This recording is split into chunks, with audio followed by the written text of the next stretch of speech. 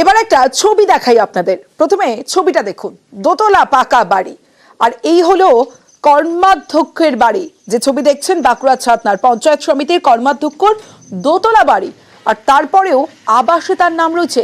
বিতর্ক এড়াতে এবার আবাসের ঘর ফেরত, পাকা বাড়ি সত্ত্বেও আবাসের তালিকায় নাম, আর তালিকায় বাঁকুড়া ছাতনা পঞ্চায়েত সমিতির কর্মাধ্যক্ষের নাম। তালিকা সামনে আসতেই নাম প্রত্যাহারের আবেদন কর্মাধ্যক্ষের। 18 সালের আবাস যোজনার যে সার্ভে হয়েছে তখন মানে আর্থিক অবস্থাও খুব শোচনীয় অবস্থায় ছিল।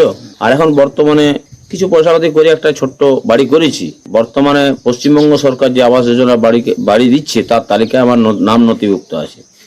কিন্তু আমি মনে করলাম যে আমার থেকে আরো অনেক দুস্থ ব্যক্তি যাদের সত্যিকারের পাওয়ার যোগ্য, সেই হিসাবে আমি তাদের কথা বিবেচনা করে আমার মানে আবাস যোজনার বাড়িটি বাতিল করা হয়। তো আমার বাড়িটার আইডি নাম্বার থেকে অন্য কাউকে দেওয়া হোক, আমি অত্যন্ত খুশি এবং আনন্দিত হব। যেখানে তারই গ্রামের একেবারে গরিব মানুষ, তার নাম লিস্টে এলো না, আর তার নিজের নাম লিস্টে চলে এলো।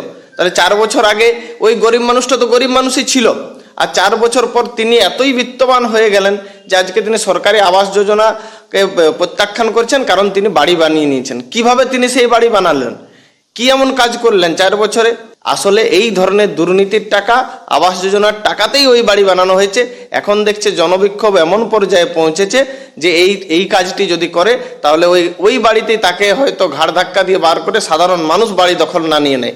তাই তিনি এখন সৎ সাজার চেষ্টা করছেন। ওনার যে স্যাক্রিফাইস, সেটাকে আমরা নিশ্চয়ই সাধুবাদ জানাচ্ছি।